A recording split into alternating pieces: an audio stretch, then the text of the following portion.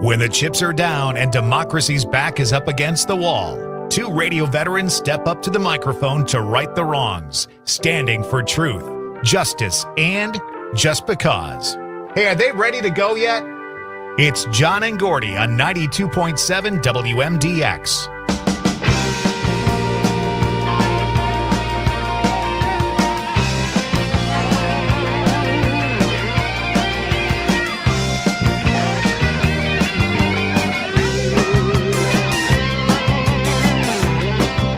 Hey now,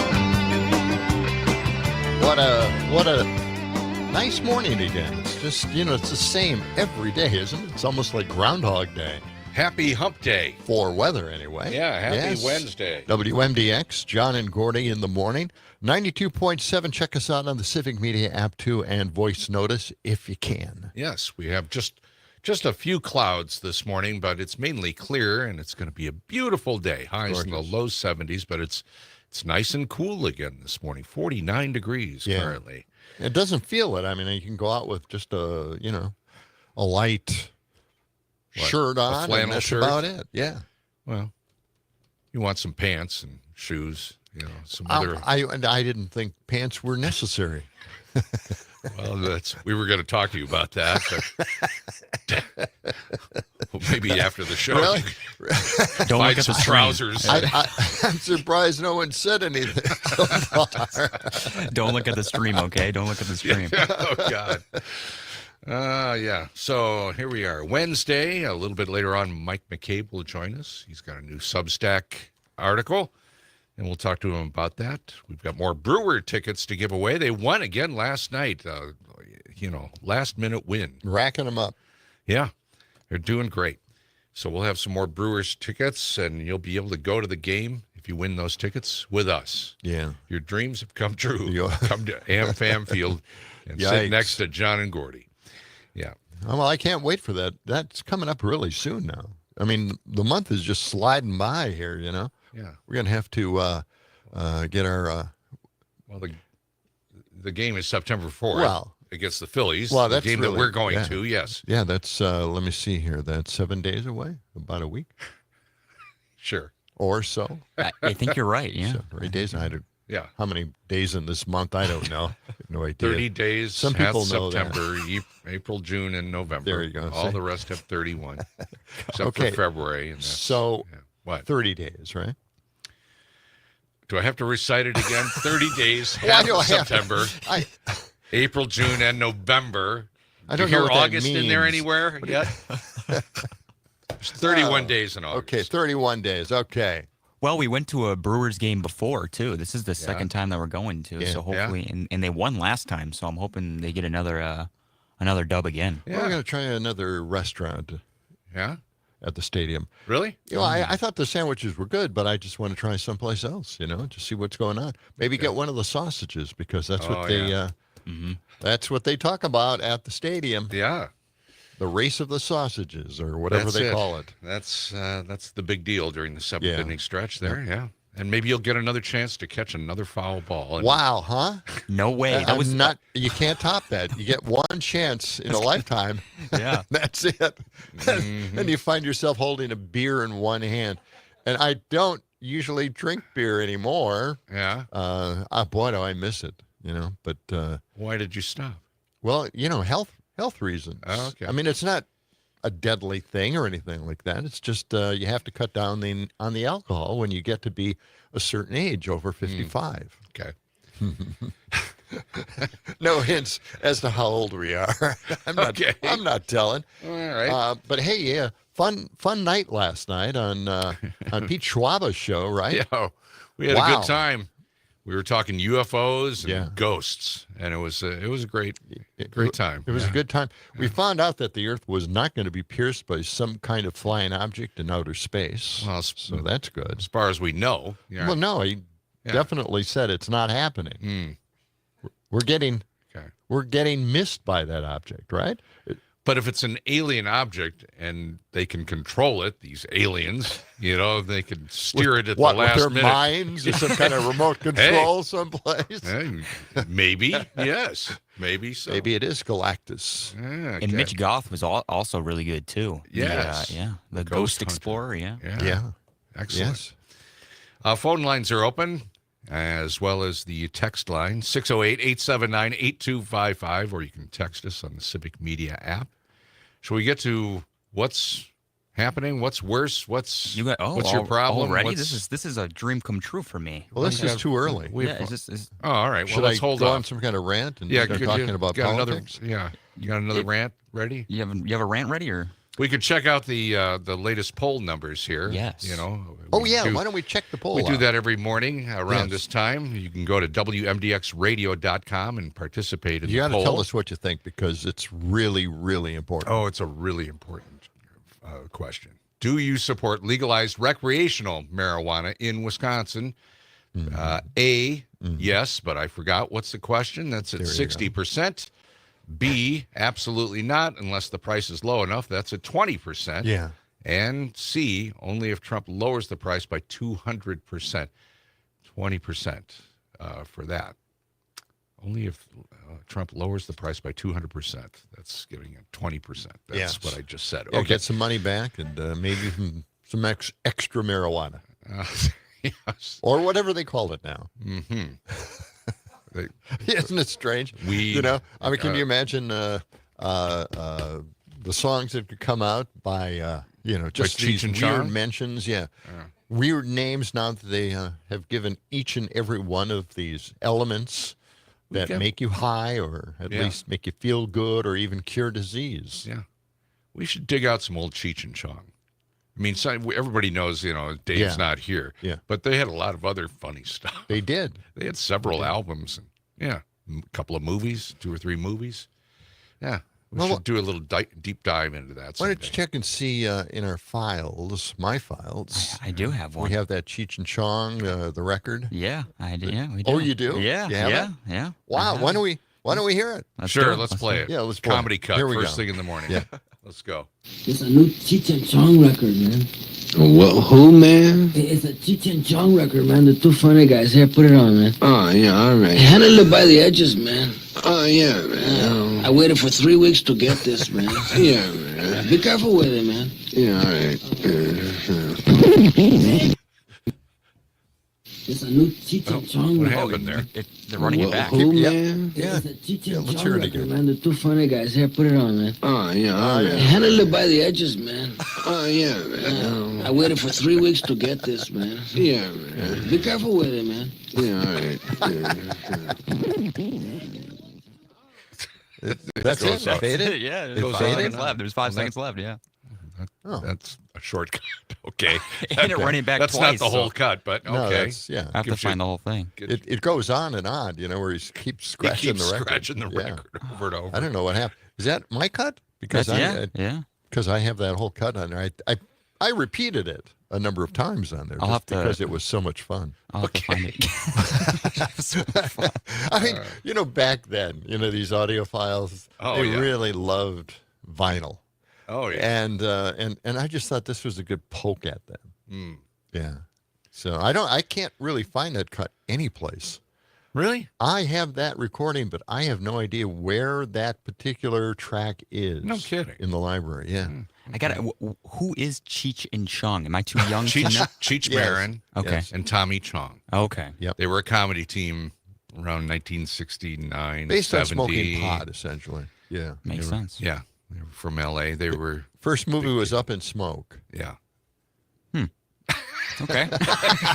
Check it out sometime. Okay. Unimpressed. Okay. I think it's time now to go with Would You Rather. All right. Why not? Yeah, let's do it. Keep the comedy coming. Keep the comedy coming. Yeah. The hits just never stop.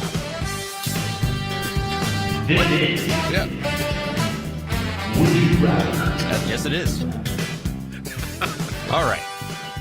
First question. Did you add even more echo to that? No, Is there another? I did like weeks back, but now I've just left it, and now it's been a staple, I think. Yes. Unfortunately. We're so used to it now. First question. Would you rather have an invulnerability field around yourself or no one in your presence can lie? Ever. They all have to tell the truth when they're by you. Wow. Okay. Boy, this is a deep question for you, Don. Yeah, I know. I was trying to go funny at the start of this would you rather whole spiel, but now I'm going, this is going to be intense now. Yeah. What do you think, John? Well, I don't expect anybody to lie to me, so I'll take the invisibility shield. That's a well thought out answer. Yeah. Yeah, I think I'd go along with that. Oh, I think I would go along with that too. You persuaded me, John. Thank you. Okay, well, I should go into a longer explanation. By the way, what are we getting here from Linda? She went out to our game. Yes, the roll winner. Roll it back up. Okay, let's go back there. Because she just says, I love Brewer games, went to Wrigley, and another game in Milwaukee, so much fun. Yeah. Linda, go to our, you should enter the contest. Yeah. If you feel like it. Okay. Absolutely. And she supports legalizing THC. Yeah, go to the poll, and you can also chime in. The poll you can find at WMDXradio.com. Okay, back to you for part 2 of Would You Rather. All right, part 2 of Would You Rather. All right. Well, I thought that was it. Okay. Still got another one. Would you rather survive forever on just coconut water or fatty fish? I'd go with the coconut water, I think. I think I would do the same because you get hydration. You're easily swayed, aren't you? You get electrolytes. Yeah, I am. Yeah. What would you do? You like the fatty fish, John? Oh, yeah, the fatty fish. With fatty fish, you get, that's where I'm going. You get protein, I know. You get oil and everything. So. The omega-3s, that's what you get. Yeah. Well, that's true. Yeah, that's true, actually. Is coconut water it's not healthy bad for you. It's not too bad. Yeah. I think it is healthy for you. Yeah. It has a ton of electrolytes. Okay. Oh, good. Thanks for sharing. Let's see. What else have we got going today? We've got the Brewers tickets to give away. Mike McCabe will be in. And you've got all kinds of stories. I mean, you've got a backlog, once again, of stories. I do. And you were talking before we went on the air about how tomorrow we're going to have even more. Why is tomorrow? We got so many stories that, all these other stories broke like late last night and now this morning. So we're going to get a lot of stuff. Yeah. And it's going to be just an avalanche of news tomorrow as well. I mean, it just keeps happening and happening. I just, I have to kind of just get this off my chest because I get so angry about it. Oh, we don't have any time. All right. Well, no, we've got time. No, we got a minute. I guess I'm just going to have to wait till tomorrow. Well, what are you talking about? Okay. All right. Well, yeah, a lot of stuff went on in that cabinet meeting yesterday. Wow. Apparently, the never-ending cabinet meeting where everybody's just kissing Trump's butt. It's over and over again. How many things can you say about that? Good lying, Lord. whatever. It's too much. It's too much. Okay. Let's see. We are just getting started on a Wednesday morning after a late Tuesday night. It's kind of a... Well, it's a marathon session for us this week. It is. Yeah. Okay. 19 minutes past the hour. A little bit later on, Mike McCabe will join us. We will be right back after a few well-chosen words and phrases from our dedicated and devoted sponsor people. All right? Stay with us. It's John and Gordy in the morning. WMDX. Lies, tell me sweet little lies. Tell me lies. Tell me lies. Oh, no, you can't disguise.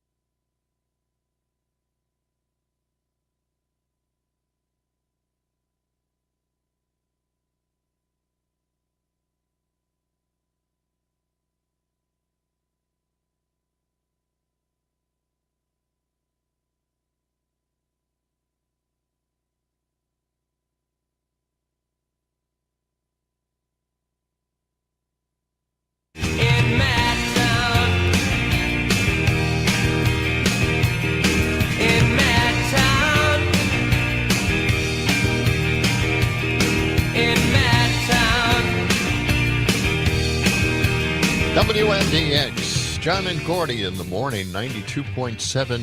Bluetooth us into your car stereo and listen that way, or just watch us on Facebook or YouTube. I mean, we want you to drive safely, but at the same time, we know that you can do two things at once.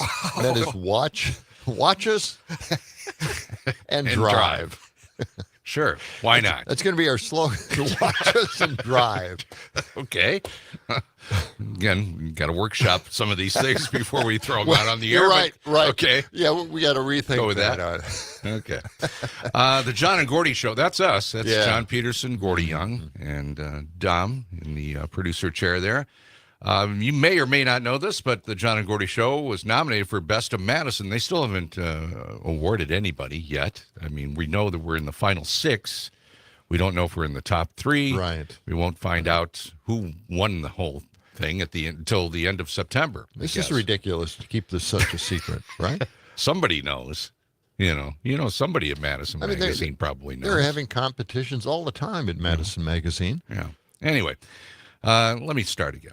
The John and Gordy Show were nominated for Best of Madison, and so was one of our favorite dinner spots, Sugar River Pizza. Now, to celebrate, WMDX is giving you, that's right, you, talking to you now, a shot at winning your dinner with a $50 gift card from Sugar River Pizza. We do this every single week. You can continue to enter every week. Head to WMDXradio.com, enter online. We'll reset the contest every Friday, so make sure you come back for more chances to win. It's WMDXradio.com. You could win a $50 gift card from Sugar River Pizza and WMDX. Yes. Okay. Great pizza at Sugar River. Oh, I love it there.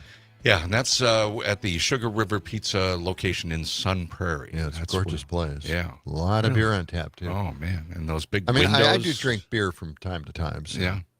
Yeah. Those. What a view from there. Now I Got look, those big picture windows that can open them up. I know. And then you open up. You Yeah. had all the mosquitoes and stuff like Okay. No, they actually. I'm sure the people at Sugar River appreciate your side comments about their beautiful patio that looks out. Okay, never mind. Over the ponds that they have out there along the freeway. So, good God. Can't take you anywhere. So, no, we asked them about it, and Yes. they don't have any mosquitoes out there at all.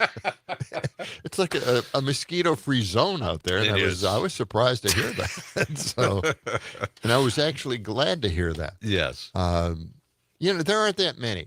Like, dig your way out of this one. Go ahead. I know. I do want to bring it up. I think it's amazing because we went through like a month of mosquitoes, right? And then after that, even though we had tons of rain, they didn't come back. Okay. Right? Has anybody noticed any mosquitoes? No. No, Not by my house. So. Yeah. All right, so I'm right again, okay? I'm not trying to dig myself out of something that I found myself in. All right? Okay. All right. So, I got this thing that it really makes me angry as heck. Pam Bondi is, she's not looking healthy first. I don't want to go by looks here, but she always looks a little burnt out constantly. Well, she's busy. Her eyes are red, and she's very abrupt. She's not a happy person, and I'm not worried about her health. Well, she was at that cabinet meeting. That cabinet meeting went 3 hours and 16 minutes. Yeah, can you imagine? Can you? Oh, man. That should go down in history. Yeah. Save that video. Anyway, Pam Bondi keeps going out there accusing Abrego Garcia of being a part of MS-13.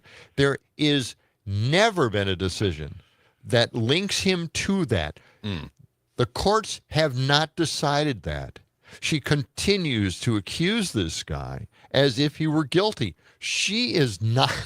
She's the attorney She's general. the attorney general. She can't making... go out there and just make accusations, unfounded accusations. It's right? Yeah. Oh, man, no judge of any kind has ever ruled that Garcia was ever a part of MS-13. Get it straight. what is wrong with her? And then she went on this rant about grooming children that come into this country, and they're going to get rid of it finally, once and for all. There's nothing to any of this. What they're doing is they're scaring the daylights out of every American that believes anything these liars say. And that's just bothering the heck out of me. I can't. They're going with fear, uncertainty, Yes. and doubt and hate. That's their whole agenda. That's it. Andrew says you might need a muzzle for John today. Thank you for that Yeah. text, Andrew.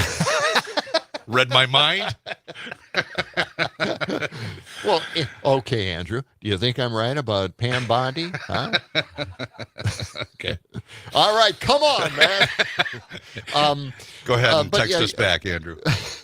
But, she came out with a comment, and it just really, really irritated me. She ended the comment by saying, we're not going to set him free. We're going to get rid of him, keep him out of the country, and we're not going to have him free in this country like the liberals want. Wow. And I was thinking, what? You're the AG. You represent all of us, liberals and conservatives alike. Right. You don't sit there and take a shot at the liberals and, the liberals. Well, I guess in this case, we just want to hear that he's guilty sometime. But if he isn't guilty and it hasn't been decided by a court, then stop accusing him of something he hasn't done. Yeah. Okay. All right. Where You're is just that damn getting muzzle? I want the muzzle. Okay. We'll find it. 29 past the hour. After we check in with the Midwest Food and Farm Report, we'll be back with Idiocracy on John and Gordy in the Morning, WMDX from beautiful Madison, Wisconsin.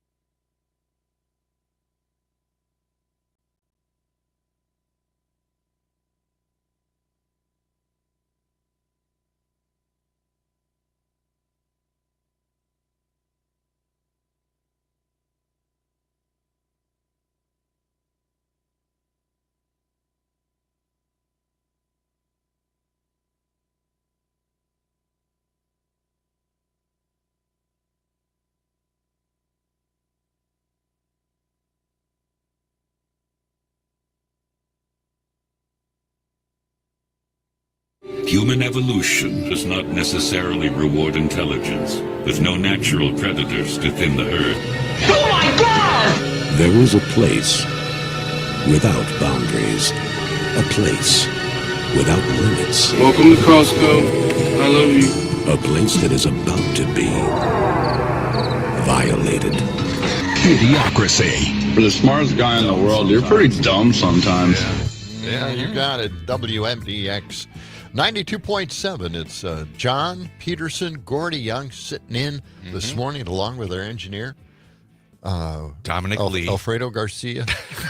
Got my name already? Come on. No, you're not guilty. Don't worry about it. Yeah. You don't have to go by Dom. Seriously, you do not have to change your name. Okay. It's a great start to the Wednesday. We've got clear skies now and cool temperatures, 49 degrees, highs in the low to mid 70s.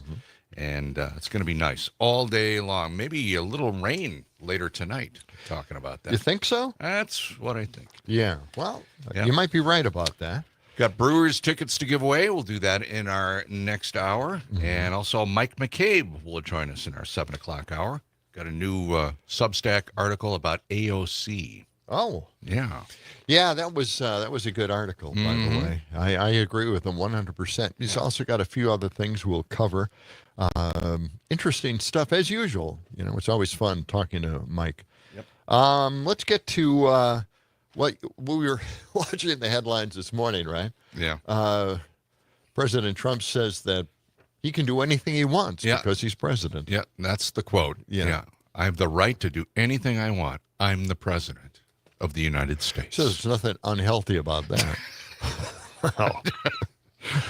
But he's not a dictator. No. Not yet. No. Although, maybe some people want a dictator. That's what he was kind of going with yesterday. Some people like the idea. Well, he's doing everything himself. He's not relying on anybody. Right. He's kind of replaced the police, the armies, National Guard. Yeah. I mean, he's the commander-in-chief of everything. He's the boss man. Now, interesting, though, with all the security that he's providing for D.C. and maybe other cities as well, he's also defunding the police. He's making crime worse. Well, what? All right, we've got a guy. This is Dan Coe, founder of Reverent Media, and he has a response to Trump's claims. Let's listen to this. Okay. Make the argument to me that Donald Trump is the one defunding the police. So there is no president in modern history who has done more to cut money to law enforcement nationwide. Donald Trump announced that he was freezing $1 million, in grants to 48 states and 550 community violence intervention programs, including for things like police overtime in Meridian, Connecticut.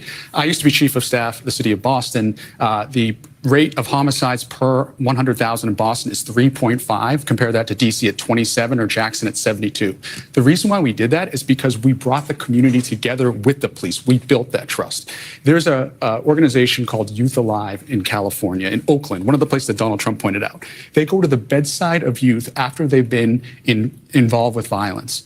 113 people last year went through that program. Only one got into violence again the next year. That program just lost their funding. So you tell Donald Trump how we're going to reduce crime in neighborhoods when you're cutting the very funding that will prevent it every time. Well, Isn't that amazing? Yes. I know. That's a big story. The thing about preventing crime is also one way of cutting down on crime, right? It's kind of the same thing. Well, maybe they don't get that yet. I don't know. Apparently not. Yeah. Wow. Yeah. So they keep cutting and cutting. Yeah. To help out the local police, but bring in the National Guard, bring in the military. All right, I'm going to bring out Neil deGrasse Tyson. Oh, yeah. Yeah, he debated a talk show host. Boy, these guys aren't real bright. Anyway, this is Patrick Bet-David, and they were talking about COVID, and we're going to hear the old arguments about COVID from Patrick Bet-David. And Neil, of course, has an answer to all of it, and I really like this discussion, so why don't we play this? Here we go. Right. from what we knew at the beginning of COVID to what we know today, what do we know about the vaccine today that we didn't know while we were all testing it in America, taking it? What have we learned now? What do you mean testing it on America? There were tests before it was released. 9 months is not a long time to test. No, but it was tested. Yeah, but 9 months, the average is 30. The average is 5 to 10 years. I mean, 9 months is not enough. Okay, so you have to say, test. no, you have to ask. It was tested in trials. Okay, there were trials. That's what the point of phase 1, 2, 3 trials are all about. Enough to get data on how to then advise the larger population. For you to say it wasn't tested is a gap between your awareness and understanding how things work and what actually happened. Do you say, let's keep testing it while the virus keeps spreading? People are dying. Hospitals are becoming overloaded. Do you say, we have good data on the 1,000, it's not yet at 1 million, in case you wanted 1 million. Are you going to say, let's still do it let's wait another 6 months so we get another 1 million in here? Will you do that as a public health professional? No, I would have said, allow the individual to still have a choice that's okay with 1,000 instead of a few million. Leave the person have the choice. Not force him to take it or else you're going to get out of the Marines and you've been doing this for 14 years. Not force him to take it or else you have to quit your job as a nurse. There's a public health force versus there's a choice. There's a public health contract where in part we depend on each other for health, our wealth, our security, and the like. If you do not get vaccinated, you will put other people in this organization at risk, and that organization does not want to take that risk. So you do not have this job anymore if you decline it. There has to be a consequence to you not participating in that social contract. Somebody may say, well, freedom of choice, I want to choose what I want to do with the body. If I can't force you to get an abortion, you shouldn't be able to force me to get Because it's not about you. It's about people you interact with, and that's the social contract. In a case where you can contaminate someone else, it's not about you. COVID vaccine hasn't been tested for it. It was something we just came out. But let me I don't know what point you're making, other than it was tested. You might 9 months is not enough. You might prefer. No, it's not a matter of time. It's a matter of how many. Yes, the number of people is paramount. You test as many people as you can. Sure. I think it was thousands, but is it fair to say that some of the side effects we may not know for 5, 10, 15, 20 years? Your decision point is not, I don't want to take the virus because 5 or 10 years from now, there could be a side effect. Which is a possibility. If you say, I don't want to take the virus because it hasn't been tested for 5 years and there could be some long-term side effect that worries me. At one point, 87% of everyone dying in the hospital of COVID was unvaccinated. Your risk choice is, I'm not going to take it because maybe somewhere down the line something will happen and we don't know what that is, or I will risk getting COVID. And if I get COVID, depending on your age and other things, there's a 3% chance of me dying in the hospital. That's your choice. The individual not have the right to say, I don't want to take it because that's you don't have the right to contaminate someone else. So what do I do? Stay home all day? Yeah, or go to the beach, yeah. I want to know how you process this as a guy that's well-read, smart. I process the data. What happens to me if I get COVID? There's a chance I'll get long COVID, and there's a chance I'll be hospitalized, and there's a chance I'll die. I take the vaccine, it mitigates this, and I will accept the risk that in 5 years I'll grow a third arm. That's the kind of decision making that I make. You want a world where you can do whatever you want and have it influence other people. I'm not saying that. You kind of are. I'm not saying that, though. Yeah, you okay. Back and forth. But it's great stuff, though. Yeah. I mean, that's the argument that we've been trying to make all this time. Oh, boy. And finally, it... So that was Neil deGrasse Tyson, and who was the other individual there? Patrick Bet-David. I've never heard of him. It doesn't sound like a great talk show host either. But anyway, didn't make a good point and kept getting back to this freedom thing.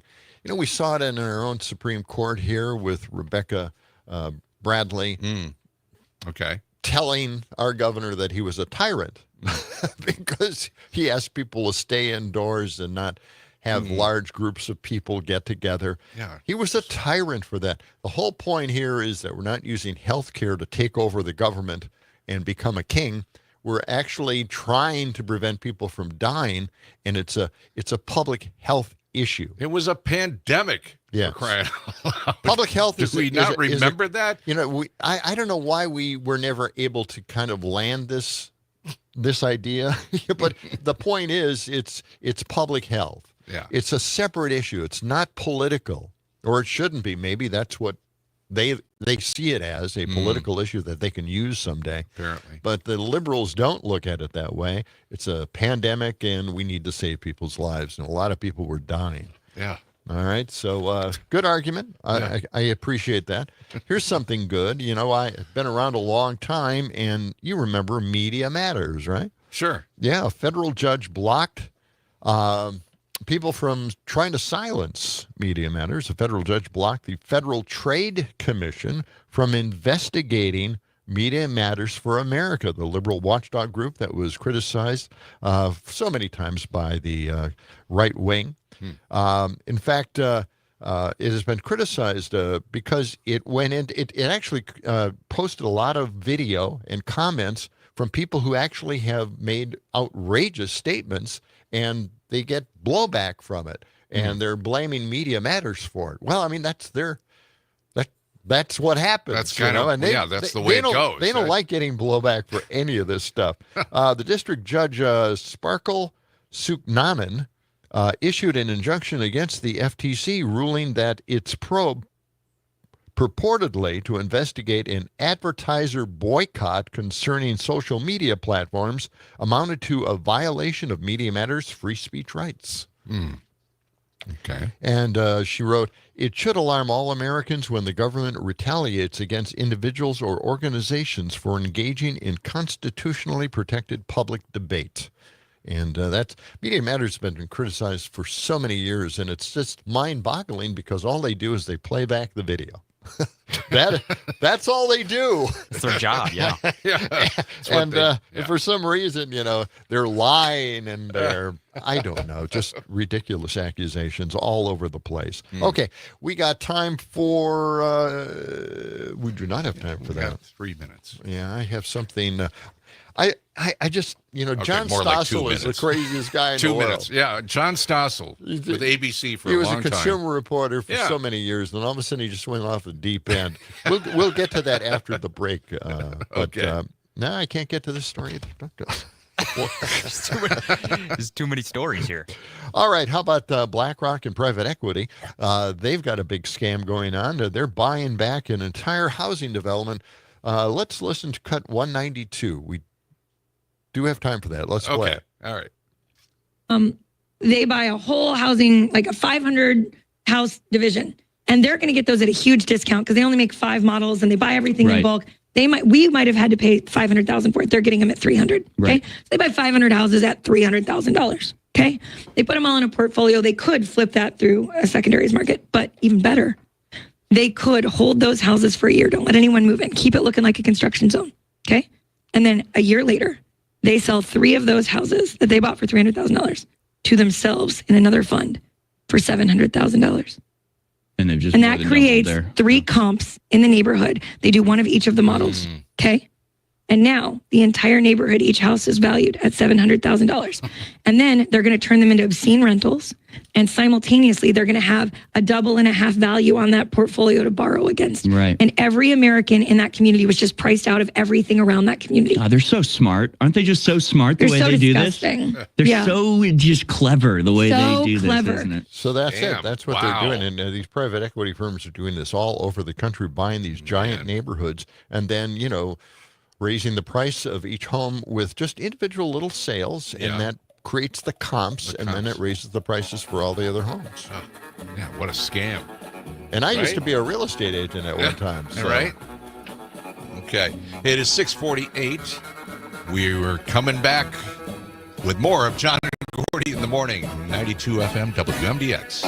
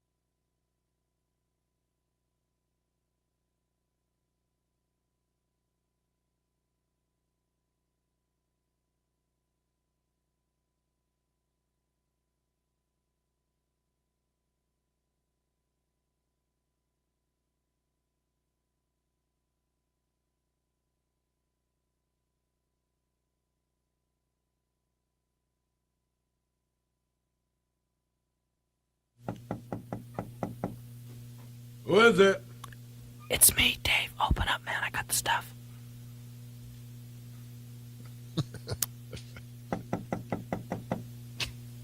Who is it? It's me, Dave, man. Open up. I got the stuff. Who? It's Dave, man. Open up. I think the cops saw me come in here.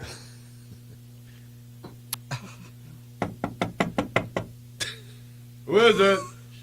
It's Dave, man. Will you open up? I got the stuff with me. Who? Dave, man. Open up. Dave? Yeah, Dave. Come on, man. Open up. I think the cops saw me. Dave's not here. I knew a guy like that. No, man. I'm Dave, man. Hey, come on, man. Who is it? It's Dave, man. Will you open up? I got the stuff with Who? me. Dave, man. Open up. Dave? Yeah, Dave. Dave's not here. No, man. I am Dave, man. Will you... Come on.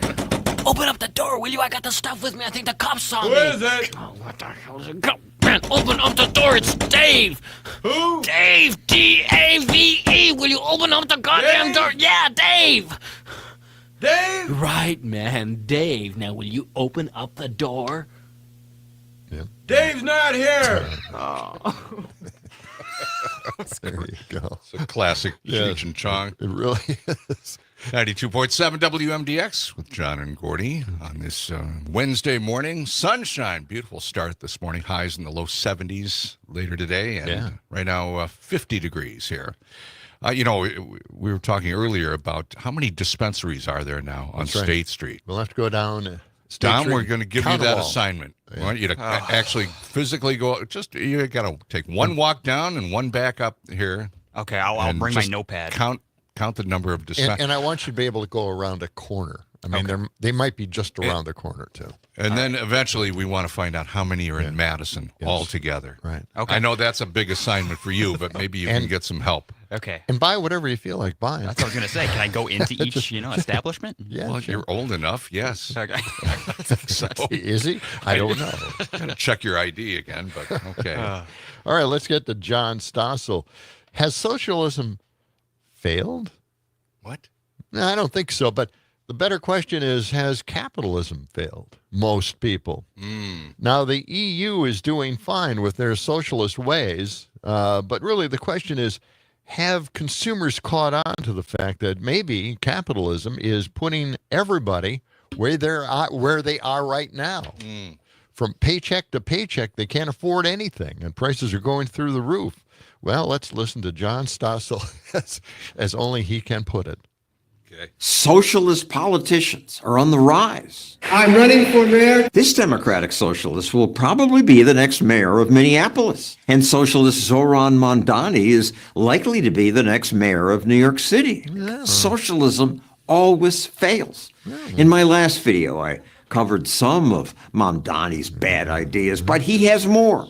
So I made this second video. This campaign is for every New Yorker who believes the government's job is to actually make our lives better. Mondani says he'll make our lives better by giving us free stuff. I'll make childcare available to all New Yorkers at no cost. I like where he stands on freezing rent, making public transit cheap and free. Childcare, universal at no cost to New York families. Buses, fast and free for every New Yorker. And yet he has noticed that government doesn't do a great job now. These are the slowest buses in the country. Buses and subways are a good example of socialist confusion about what makes things work. The original subways in New York were all private. It carried tens of millions of passengers. Private companies built most of the subways. Then, after 50 years, they said, let's raise the fare from a nickel to a dime. People didn't like the idea of paying a higher fare. And the mayor took advantage of that and said, well, fine, the government will take it over and we won't raise the fare. But of course, government did raise it. The socialist politicians also say they'll make workers' lives better by raising the minimum wage to $30 an hour. That's popular. Last year, California's fast food workers celebrated the new $20 minimum wage. Yeah. Also, consumers have to pay more. Restaurants in the state have increased prices by 10% faster than all other states. It's just supply and demand.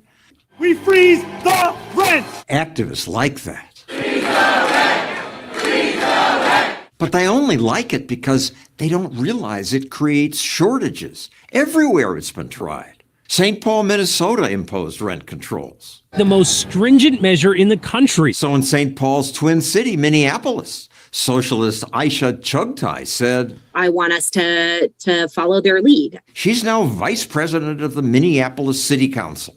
But when I interviewed her, she didn't even know that rent controls stopped most apartment building in St. Paul. Builders still build in Minneapolis. Building permits were up 65%. But in St. Paul, they're down 60% because of rent control. You're not going to get more apartments by pushing this.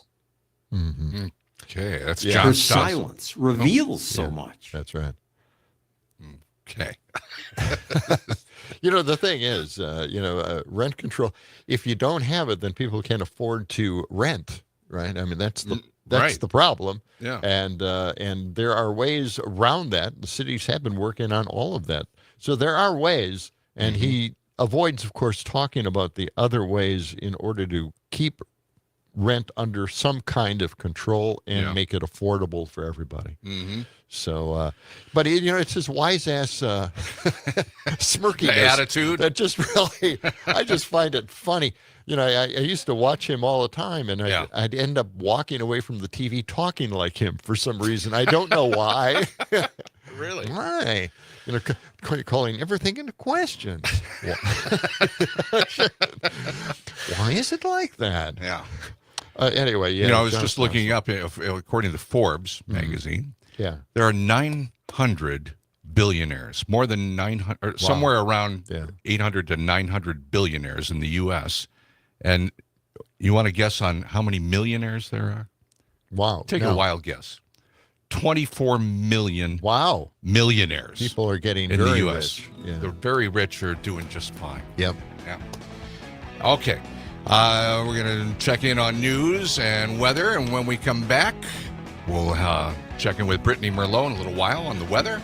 We've got immigration coming up as a topic, and flag burning, just another addition to that. And Brewers tickets to give away on John and Gordy in the Morning, WMDX.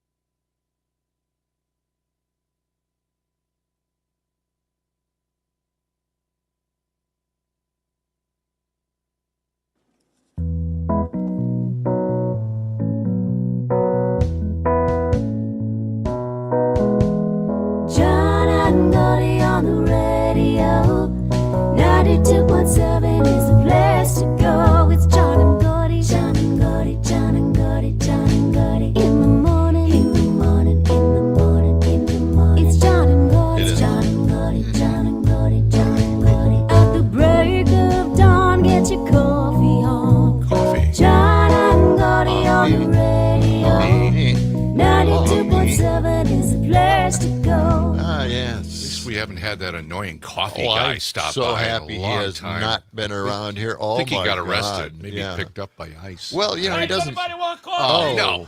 Who wants coffee? I just mentioned. made a fresh Oh, pot of no. coffee. You gotta get out of here, man. You gotta get out of here. Oh, Who wants coffee? I'll push him out the Anybody door. Get him out of here, want Don. coffee? Yep. Just You want, Okay. you want Again, coffee? we Get out here. have to lock the doors. take- Okay. All right. Does anybody All right. want He's leaving. Get out of Yeah, here. okay. All right. Okay. Coffee. Coffee. It's John Peterson, Gordy Young, and Dominic Lee in the producer chair. Beautiful sunshine this morning. Look at it. Out the big window here, overlooking State Street, downtown Madison. Looking great. 72 for a high today. Right now it's right around 50 degrees. I'm so relieved. Take a deep breath. Trump says new comprehensive crime bill is in the works. Oh, good. Thank goodness. Good. Oh, we got to stop crime right now. Yeah, we do. All right. Should we take a call here? Yeah, let's take it. We got Matt on the line checking in from Middleton this morning. Good morning, Matt. What's on your mind? What's happening? Morning, guys. I heard you talking about socialism and Ma'am Dami, and it occurs to me that this late stage capitalism that we're experiencing kind of mimics communism in some ways, because when you have less and less companies making particular things, and during the pandemic they decided to cut certain things and only produce a smaller number of things, like cutting certain flavors of things, and ice cream companies are doing this, and so on and so forth. And with Trump buying up a stake in Intel, and they're trying to tell companies what to make, what to do. MAGA loves Russia, and they want to become Russia. They're trying to make us into Russia, which is more communism than capitalism. Exactly. Right. Yes. So it seems like MAGA is inadvertently pushing communism, but they don't understand the connections or see it. I think you might be onto So something. it's really ironic, isn't it? It's incredibly ironic, yes. It's insane. It is insane. Yeah, welcome to But our that's world MAGA, here. right? It's That a delusional fever dream. Right. But do you think, though, I think more people are waking up, but I don't think so. My MAGA friend in Milwaukee often calls me a communist and a terrorist. And, he just throws these words around. And to them, we're the communists and, we're the danger to this country. Mm-hmm. So they don't listen to anything else. They don't see the militarization of our cities. They don't feel uncomfortable with anything that's going in now. And now we've got to look forward to the comprehensive crime bill that Trump is putting together. A lot of problems coming up here. Yeah. So we've got a lot of stories to report on, especially tomorrow as well. So Matt, thank you for that call. Thanks, Matt. We're going to get into immigration here, right? We got to talk about this because I came across a cut here. This is Tim Weiss. He is a writer and anti-racism lecturer, and he had some really good points about immigration in this country, and this is cut 190. So let's listen to this. This immigration drama that we have right now is only possible because we don't understand our own history. As a country, and particularly those of us of European descent, we have lied to ourselves about how we got here. And for what reason? See, black folks know why they're here. Native peoples know why they're here and how they got here. A lot of Asian folk know, particularly if they're Chinese American, they know they got here because their ancestors were brought over to work on the railroads by the railroad barons who didn't care if thousands of them died laying track 19, 20 hours a day. But for those of us who are from Europe, we have this fiction that we've told, and we believe it, even though there's no truth to it. You know what the fiction is? It's two parts. Number one, we say things like, with regard to Mexicans coming over the border, with regard to immigrants coming over, but only that border. That's the only one we care about, right? The southern border. I find that interesting. We're not flipping out about Canada, right? We don't have any of the Minutemen or the anti-immigrant groups sitting off the coast of Nova Scotia with a gun and a scope trying to pick off the sneaky Canadians that are trying to sneak in here for our superior healthcare system, which after all would be a pretty stupid thing to do. But in any event, we only care about that one border, forgetting for a minute that border was created at the end of a war that was started on false pretense by this country, after which we jacked half of their country. And you weren't taught that in school either, because our history books aren't interested in telling the truth. They tell this very patriotic history that has no relationship to the fact. So that border is artificial. Mexican folk who are coming here, documented or not, let's be clear, are coming home. Their families were here before our families were here in almost every instance. But we forget that, and then we say things like, well, I don't mind them coming. I just want them to come legally like my people did. The hell does that even mean? Come legally? There was no law to break when our people came. The fact that we didn't break a law that didn't even exist, you don't get cookies for that. You don't get like a pat on the back and a gold star because your great, great, great whatever was law abiding when there was no law that he could have violated, even if he wanted to. But we've told this lie that we came for these upstanding principles. So we'll say things like, well, you know, our people came for liberty and freedom, democracy. These people are just coming for stuff. They're just coming for jobs. They're just coming for health care. They're just coming for stuff. We came for high-minded principle, right? Because we believe that. What kind of third-grade version of American history is that, right? Like when Donald Trump says, well, Mexico's not sending their best. What the hell, you think Europe sent their best? Europe? No, our people were the losers of Europe. I'm not trying to be an asshole. I'm just telling you the truth. Like, our people were the losers of Europe. The winners didn't get on the boat. You understand what I'm saying? The winners didn't leave. Why the hell would you leave if you were winning? Only the losers left because they had no choice. They were dying. They were starving. They couldn't support their families. A lot of them were convicts who were sold into indentured servitude to work for rich European people. They were barely above the level of a slave themselves. The idea that we had these we didn't believe in liberty and freedom. And we know that because once we got to the colonies, we set up the opposite of liberty and freedom. And I don't just mean that for like black folks and native folks. I mean, even for other white folks. Like, we spent most of the time in the early colonies trying to figure out who the witch was. Right? It was like, well, you're not a Christian. Well, no, you're not a Christian. Well, no, you're not a Christian. I'm going to hang you from a tree. Really? Well, I'm going to drown you in the stream. Well, I'm going to set you on fire. Like, that wasn't liberty. The colonies were some of the least free places in the history of the cosmos. But we act like we came for liberty, and they're just here to take advantage. Let's be clear. Our people didn't come for liberty. They came for stuff. They came for stuff like land. They came for stuff like opportunity. They came for stuff like the ability to feed their families, and there's no shame in that. None at all. But just like there's no shame in our families having done that, there's no shame in brown families doing that and coming over that border from Mexico, Central America, or wherever else they might be coming. And that, again, is writer and anti-racism lecturer Tim Weiss. Tim Weiss. Boy, that lays it right out there, doesn't it? It sure does. That's a great piece. Yeah. It really is. 14 minutes past the hour. We're getting some text in here this morning, John. You can text us on the Civic Media app. Doug says, why aren't you guys burning a flag on State Street this morning? It's not illegal. Not yet. Okay. Yeah. Doug. Well, you know. On top of it. Yeah. I've got also this, they're trying to make the city safer, and Trump wants to send troops into Chicago and all the other liberal cities, oddly. Yeah. Even though many of the southern... Well, let me just tell you that I got a story here. A total of 53 cities in Louisiana, Mississippi, Ohio, South Carolina, Tennessee, and West Virginia had higher crime rates than Washington, D.C. in 2024.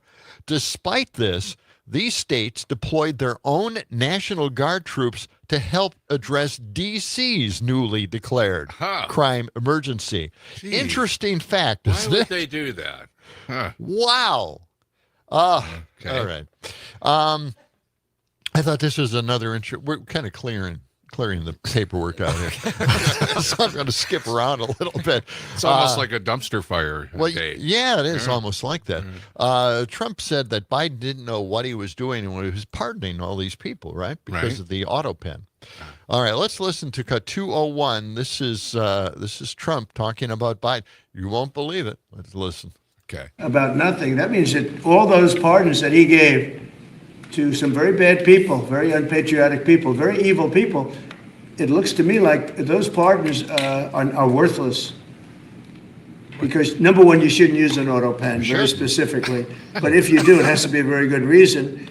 And they have to know that the president wanted it. The president didn't want this. He didn't. The president didn't know he was alive, okay? Oh, he never approved any of this stuff. he wasn't for open borders and all the other things. He was never for open borders. I've known Biden a long time. Wow. He was never very sharp, but he was never in favor of open borders and all of the other things he did to destroy our country. He really doesn't know what he's talking about, does he? No, he I mean, doesn't. he is actually rewriting history while Biden's still alive. In the moment. So here we go. Yeah. Let's go to the phones right now. Joe, what do you got for us? Good morning. It's just so painful to listen to this man who believes that he knows everything. I Yes. know. If there's one thing you learn in life is a little humility because, boy, we don't know. However, we do know that people confuse the word socialism. It's just this mushy term that you can kind of apply here, or I don't like that program because it's socialism. Your previous caller mentioned Trump's a big hogging of Intel, just getting in there and getting ownership in Intel to 10%. Yes. I can't think of anything more socialist than that, because that is, there's just no way you get anything that's more, quote, socialist, government involvement in economics, where we're used to the idea of government being involved in products that help us. Social Security, Right, Medicare, yes. VA, very successful. Those are all socialist entities. Yeah. And, it's kind of perhaps sad that Mr. Trump and his fellow writers in the Sage are going after those programs, which are so popular and helpful. Whereas, let me just get myself another plane, another $1 billion plane, and get government money to fix up my plane for me. Yes. It's the problem is, I think, that the word socialism, who knows what it means? Who knows what is socialism? Gee, I love Medicare, or as that one guy had that wonderful sign, tell the government to get their hands off my Social Security. Yes, I know. Right. Yes. I know. The socialism thing, true. I mean, they want to take up more businesses. They want to invest in more businesses because they want to share in the profits. And you know what? That is pure socialism right there. Yeah. Right? Making a profit from businesses. I can't imagine a more socialist thing to do. And they're doing it very slowly in a creeping way that their cult members do not notice. And we could be out there all day long saying what we're saying, Joe, but they're not going to believe anything we're saying. Yeah. Yeah, I mean, a good example that's on the platter is the National Weather Service, which is, a public good that we pay for through tax dollars. We love it. We're just used to having it there. Right. And let's start talking about what happens when we have to pay a fee to get that. Gee, which socialism do you like? I love the Weather Service. Yeah. Thanks, guys. Good point, Joe. Yeah. Thank you for that. 19 minutes past the hour. We're getting a couple of other calls here. Hang on the line. We're going to take our quick break. Then we'll check in with Brittany Merlot, get the latest on this beautiful weather. It's all coming up on John and Gordy in the morning, and Brewers tickets right around the corner. Stay with us.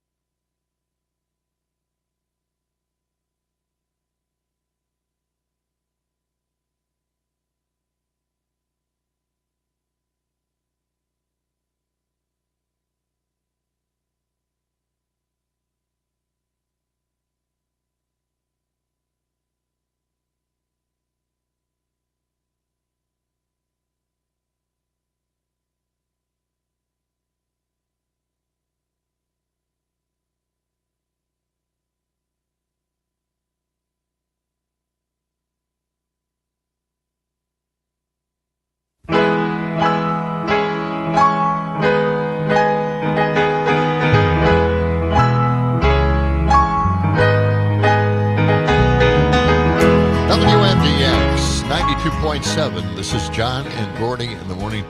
Feel free to text us or voice note us and tune in on the Civic Media app. You can get us anywhere in the world. It is 23 minutes past the hour. Beautiful sunshine downtown Madison on State Street. Let's check in on the weather with our WMDX meteorologist, Brittany Merlot. Good morning, Brittany. Good morning, guys. How's it going down there? It's really nice down there. Great. How is it in Wausau?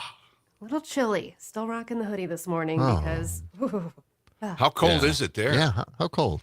about 46 degrees this morning. So just a few degrees cooler than you. Not too bad. I don't know. It just cuts right through me. But I've been leaving a window open overnight, so that's probably my fault. Oh, you got to have it nice and cold to sleep. Oh, yes. Get it while you can, right? Oh, I know. 55 degrees here. Yeah. Yeah. So what do we expect for the rest of the day? Looking pretty nice, huh?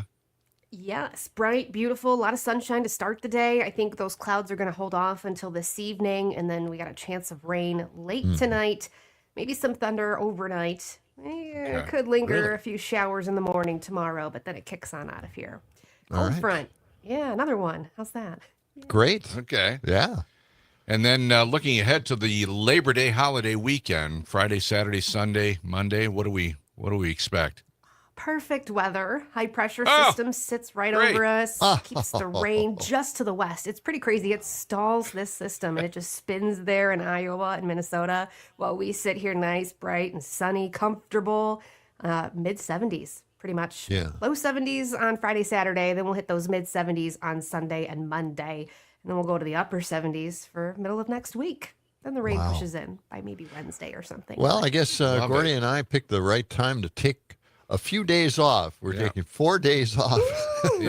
we needed after filling in for Beach Schwaba. A great show last night. Yeah. Fantastic. Yeah. So, we'll be gone Friday, Saturday, Sunday, Monday, but back Tuesday. But, now, we have a text here from Robert. He says the weather fee will be paid to AccuWeather. They're buying up all the Doppler radars. Is that true? Yeah. Oh, gosh. I'm not sure. Let me look into that. Oh, all right. I hadn't heard about that, but yeah. Huh. Interesting. All right, Brittany. Yeah. Brittany, thank you so much. All We'll right, talk guys, to you have a good again one. tomorrow. All right. Yeah. That's Brittany Merlot, our WMDX meteorologist. Hey, it's time for us to give away some tickets. We've got Brewers tickets up for grabs here. Been giving these away all week long, and these are for the September 4th game against the Philadelphia Phillies. You know, the Brewers pulled it out in the 9th inning last night against the Diamondbacks. They won 9-8. Brewers continuing to be hot. We'll give away a pair of tickets to the first caller. Whatever caller you are, if you're the first caller, 608-879-8255. That's 608-879-8255. Call us and you'll be going to the game. And we'll meet you there on Thursday, September 4th against the Philadelphia Phillies. Give us a call. I think we have our caller on the line right now. Can we go to Carrie? Carrie calling from... Where's Carrie calling from? Tosa. Tosa. Oh. Really? And we have to apologize for what you had to go through at prom. Carrie, must have been awful for you. You've never heard that one before, you never heard right? that, I know. Never, not once. Yeah. Well, I don't congratulations. know. Where is Tosa? I don't know. Wauwatosa. Oh, Wauwatosa. Yeah. Oh, okay. I got you. All right. Well, hang on the line here, Carrie. So you can make it on September 4th, right? Yeah. Yeah, it's an evening game, right? Yeah. I believe so. We'll have to double check on that. We're not sure. All right. Well, I'll tell you what. Hang on the line here. Tom's going to get all your information we need to get, and we'll talk to you and get all that. Congratulations, Congrats. Carrie. All right. All right. Very good. Yeah, I was looking up socialism here, and in a socialist system, businesses can be owned as a form of social ownership, where the state owns and manages the means of production for the public benefit. This is a central concept in state socialism and can involve state-owned enterprises designed to generate profit for the public. Public-private services, they implement government policies through that. However, socialism encompasses various models, and social ownership can just be a part of that. There are other forms like cooperatives or community ownership. My sons are always talking about the cooperative model where everybody owns part of the businesses and benefits from it. That's what they're always talking about, at least Gen Z. Okay. So just thought I'd kind of focus a little bit on what we're talking about here when we're hearing that they want to buy up more businesses, right, or have partial ownership in them. And, you know, the way Trump is acting, he's going to tell Intel what to do. He's telling other businesses what to do. My God. Okay, let's get to one. What? We've got Mark on the line. Oh, we have Mark on the line. Let's go. Mark, we got to keep it real quick here. What do you got for us this morning? You know, what Trump is doing is national socialism, fascism, what Mussolini did, you know, with national corporate thing there. So it's, right. That's the difference there. And Trump is acting like a national socialist fascist, you know, sending in the troops, and who knows, before he's going to order the National Guard to start splitting heads and try to get your response, so he can see the blood flow like he wants to see, and he can hoist up the blood-stained banner of the Confederacy, or the stars and bars, which were actually the real Confederate flag. Right. You know, that it was just what they're flying around all the time was just a Confederate battle flag. It was never really the official Confederate flag. Well, I'm glad you called on that, Mark, because that is the other socialism that we didn't cover in that little statement that I read. But Mark, you're right. You're right. National socialism, and that is fascism. Thanks for that call, Mark. Want to mention also that Brewers game against the Phillies on September 4th with John and Gordy sitting next to you. That is all due to and thanks to Downdren's Distilling. That's Downdren's Distilling in Cottage Grove. And for Carrie, that is an afternoon game. Yeah, it is an afternoon game. We've got Carrie on the line, and we'll talk to her during our break here for the Midwest Food and Farm Report. Mike McCabe is in the studio next on John and Gordy in the Morning on WMDX. Stay right where you are.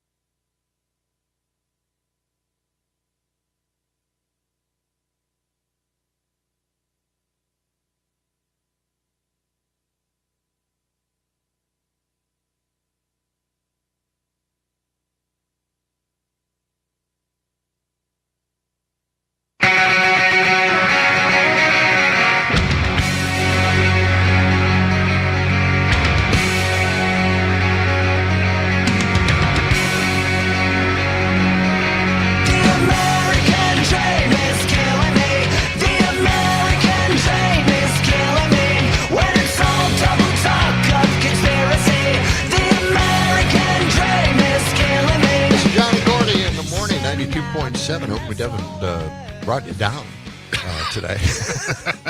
A little late for saying that, but we apologize again. Well, we have rays of sunshine out for the there. Administration. Yes. Yeah, it's going to be a beautiful day weather-wise. Highs Yes. in the low 70s. Right now, 53 degrees. And Mike McCabe joining us now. Good morning, Mike. How are you? Good morning. I'm good. You got plans for the Labor Day holiday? You doing any traveling, or are you going to stick at the homestead there? I'm not doing any traveling. Yeah. Okay. Going to be around here. Yeah. Good. I just want to kind of play off the song "The American Dream Is Killing Me." You posted a letter editorial from somebody who says that they're living in the shadow of the American dream, and it's an individual who's not married. It's not because they don't love each other, I'm reading from the letter, but because getting married would kick my partner and my daughters off the Medicaid that keeps them healthy. Mm-hmm. You know, I can't emphasize enough how important health care is in this country for people to navigate life. Yeah. If we didn't have the possibility of going bankrupt with health care costs, we could do so many things. We'd be so free to do other things and not ever have to worry about it. Yeah. And it boggles my mind. If we could just take care of universal health care, we could just free up so many people. I can't imagine what it must be like in European countries where they have universal health care and they don't even have to worry about it. I mean, they can just do business. They can create a business. They can employ people without worrying about covering them with health care. This is just an incredible impediment on our society, isn't it? It is. No question about it. And it's an unnecessary impediment. Yes. And when people say we can't afford universal health care, we can't, a national health care program would never work. Yeah. Then you look at dozens and dozens of industrialized countries all over the world. Canada, right away. Who not only have it and have made it work, but have removed a huge stress from the lives of the citizenries there. Yeah. Mm-hmm. And for our country, a country this wealthy with 20-some million millionaires and with hundreds and hundreds of billionaires, with that kind of wealth in our country, for us to not do this is madness. It's just sheer madness, and it puts a lot of people on the edge of a cliff. Yeah. And and that man who wrote the letter, sort of on behalf of his family, he didn't just write about healthcare. He wrote about, can you even afford to have children with the cost of childcare? Can you even think about owning a home? And if you do own a home, can you keep that home? Can you ward off foreclosure when you're when you run into rough times? And that those are the key features of the American dream. This idea that if you work hard, you can have a home of your own. Yes. You can raise a family. Your kids can end up being better off than you are. That's the essence of the American dream, that your kids will be better off than you are. And now I think an awful lot of Americans have this nagging feeling that their kids will be worse off. Yeah. That they may be struggling. They may not know where, the next meal is coming from, but they have this fear that their kids will be even worse off. And so, that, here's somebody, and he says in the letter, this isn't a Democratic or Republican problem. This is an American problem. It is. We've got all of these people who are just not able to make it. And then we've got this grotesque economic inequality, so that so many people are just rich beyond the wildest measure.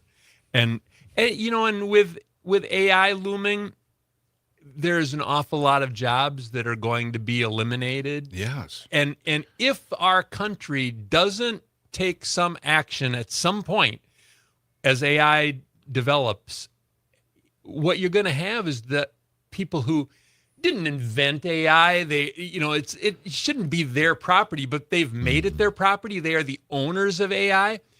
Those billionaires are going to become trillionaires. Yes. And then an awful lot of people will be without work and will be left behind. And so there's a recipe out there. Universal basic income is part of that. What I was going to say is there's a recipe for what is really grotesque economic inequality to grow worse. Oh, yes. To grow significantly worse because you're going to see people who had jobs, who had professions, you're going to see those professions taken over by machines. And it won't just there is this wonderful article by Robert Reich, the former labor secretary, and talked about 3 different jobs. And I think I mentioned it briefly last week. You did. Yeah. There are the jobs that involve making something, and there are the jobs that are sort of thinking jobs, anywhere from lawyers to journalists. And then there are the caring jobs, the people who are sort of caring for others, nurses, people who are, counselors, all that kind of stuff. And people, I think that robots and AI are only going to go after the jobs that involve making something. But I think everybody from the lawyers to the journalists can be replaced by AI too, the way this is going.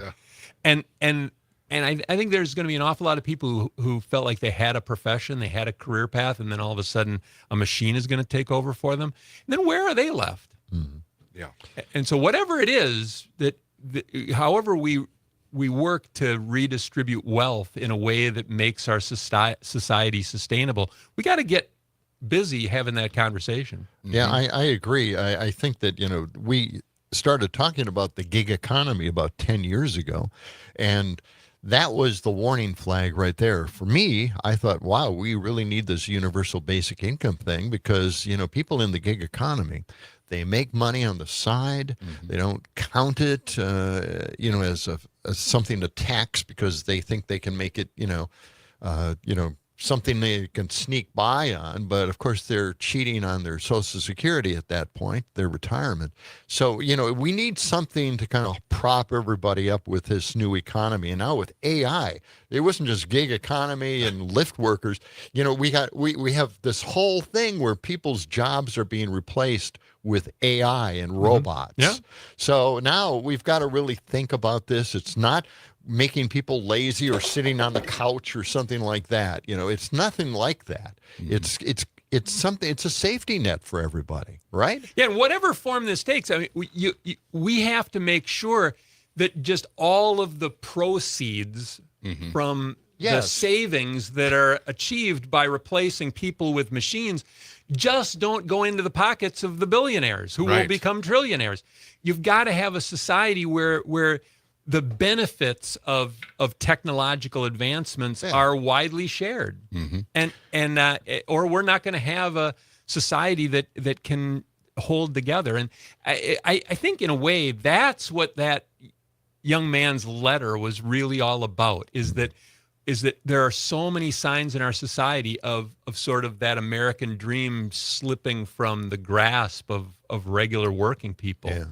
And we got to do something about that. We're talking with Mike McCabe, Substack blogger and author. Your latest Substack article talking about a Wisconsin minister. Yeah. And we kind of alluded to this, I think, last week, touched on it a little bit. But tell us more about Pastor Jonathan Barker and what he's done recently.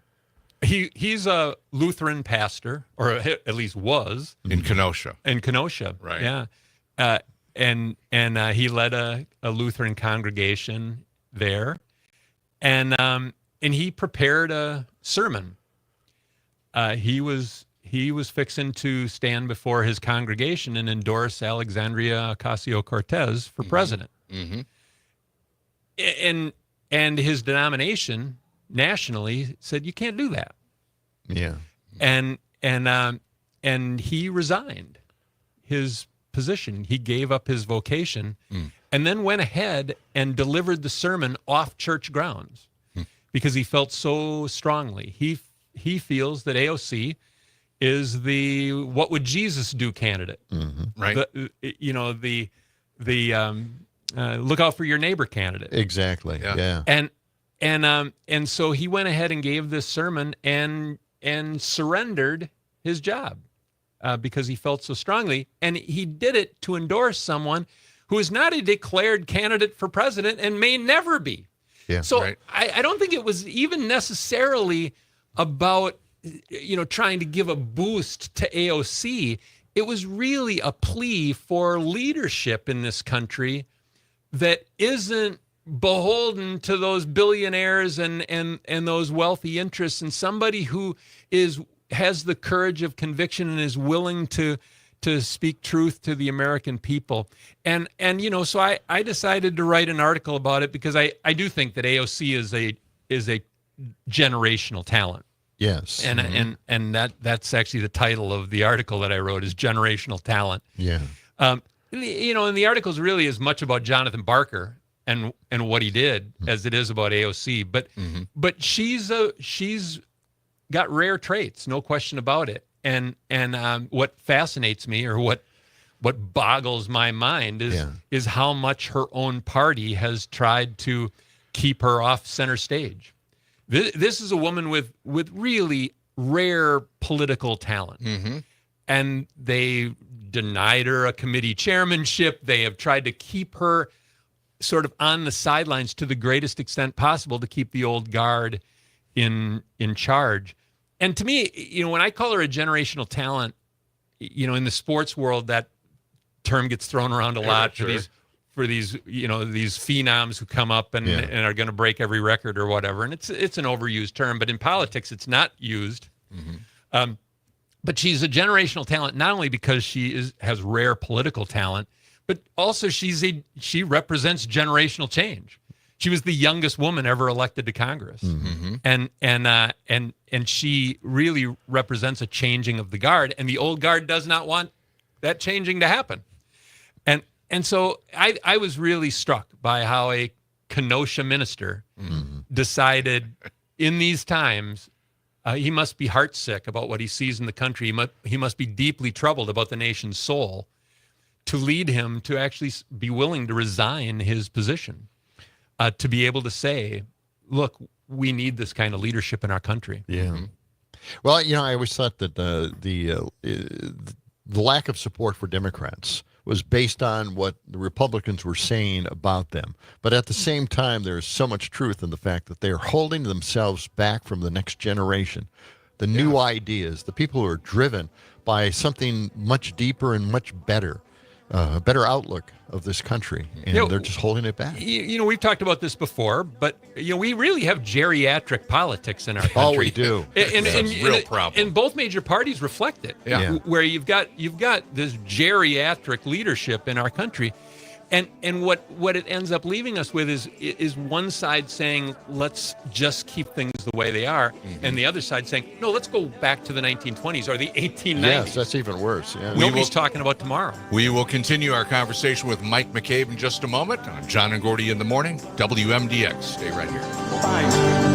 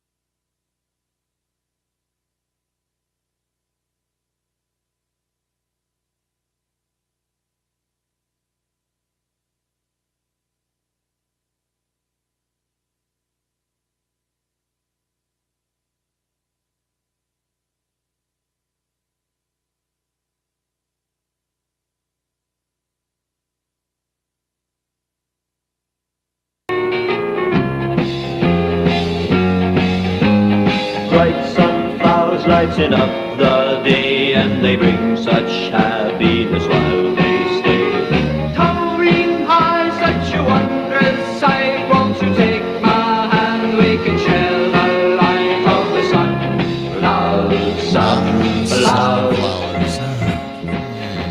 So happy, so bright. It's a beautiful day. WMDX 92.7, John and Gordy in the morning, along with Mike McCabe from Substack. Got a few more minutes here, Mike. We've been talking about your article here on Substack. You get a lot of reaction on Substack.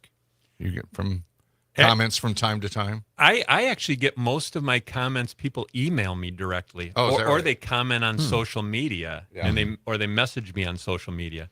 So I used to get more comments directly on Substack, but now I get most of the feedback in personal emails and Facebook messages and all that kind of stuff. Yeah. People got their ways of wanting to provide feedback. I think part of what's behind it, to be honest with you, is that people are wary now of commenting in a very public forum. Yes, you're right. Because they feel like then that the trolls are going to come after them, and so people and people can respond to a Substack article of mine and email the author directly, and so I get these emails all the time from people who want to share their thoughts, but they kind of want to share them with me. They don't want privately. They don't want to put them out there. Which is sad. That I think there's a loss when that kind of public exchange or public dialogue is threatening to people. Yeah, I think we have a lot to worry about with Trump in charge. With surveillance now, Google and all the other services are asking for age verification, which can dip into what we do historically on the web. Of course, they're going to look at our history and figure out, what kind of people we are, what age we might be from the places we visit. And I have a feeling that they can also sell that information to maybe businesses or corporations that want to know more about us as an employee. So we might be locked out of the job market simply by visiting a website that they don't agree with. Right. I've been writing for Substack for almost 3 years now. And I've gotten a very consistent level of feedback from readers, but where that feedback it comes from is really different. Yeah. It's changed dramatically, and people are less likely to put a comment directly out there on the internet. But they'll share their thoughts with me. We're all just one step away from going bankrupt because of healthcare. We were talking about that earlier. But, when we talk about working hard and saving up, all that just goes away with one healthcare event. And I think that is in the back of everybody's mind, especially anybody who's, has kids or has a job. We know that money we're saving up could just disappear. It'll be that rainy day fund for an emergency. Absolutely. Yeah. And hey, if anybody out there, before we're out of time, if anybody out there wants to read that letter to the editor, the man's name is Andrew Tate. The last name is Tait. You can look up Andrew Tate letter to the editor. I bet you'll find it. But also on my Substack, I not only have that most recent article about Jonathan Barker, the Kenosha pastor, and his endorsement of AOC, but on my Substack, which is Avion House at mikemccabe.substack.com, there's a feature called Notes, and I can, aside from the articles I read that I share, I'll occasionally share these other more brief notes, and I have Andrew Tate's letter there, and so people can read it there if they want, if they can't find it elsewhere, but it's really worth reading because I think it speaks for millions. Well, I think he writes here, I'm not writing this as a Democrat or a Republican. I'm writing this as a man watching families like mine wear themselves thin, working hard, doing the right thing, and still falling behind. Yeah. And then he asks the question, who is this country really for? And then he goes into because it's not for parents doing their best to raise their kids in a broken system. It's not for the factory workers and farmers who show up every day, no matter how little is left in the tank. It's not for the families trying to make life from the land and paycheck in a paycheck. They may be the flag. Maybe the flag doesn't fly for them at all. I don't want handouts. I want fairness. That's the biggest question. That's it. That is. To me, that's the biggest question we face. Who is this country for? Yeah. Is it just for these people who have laid claim to AI and are going to take away everybody's jobs and replace them with machines and then rake in the profits because their costs are lower? Is it just for them, or is it for all of us? His question is such a powerful question. I think a lot of the makers have been convinced by the Republicans that when you spend money, it's wasting it. We need to spend money on us. That's what it's all about. And they have made that a dirty word. We don't want to spend money. We're not going to spend more government money. What is that all about? It's for us. It's our money. It's our money. We put it there for yes. you to spend it on us. Right. Make life easier. That's right. Boy, they made it poison. Well, we need to leave it there. Mike, thank you for joining us. Always good to see you. Mike McCabe's here every Wednesday. And again, check out his excellent Substack articles. You can check them out on substack.com. Well, I hope people are benefiting from these therapy sessions that we have. Tomorrow on the show, we've got Brandy Grayson from Urban Triage. They're putting together a big event, and we'll find out more about that. Also, former U.S. Attorney Jim Santel will join us. And from Busted Pencils, Tim Slecker talking about the latest in education. Yeah. That's the big lineup. Yeah. Stephanie Miller is coming up next. John, you got big plans for today? What are you going to do? Are you going to relax after our marathon broadcast sessions here? Now I only have to prepare for one show. Hey, walk down in the dispensaries. I want to see all the dispensaries today. I'm going to walk down. Yeah, there. that's your assignment. That's my assignment for today. We're going to send Dom up and down State Street and count how many marijuana dispensaries there are on State Street. And if you have a chance, listen to last night's Beach Waba show where we filled in. It was a fun show. Yeah. Stephanie Miller's next. Have a great day. Talk to you tomorrow. It's John and Gordy, WMDX.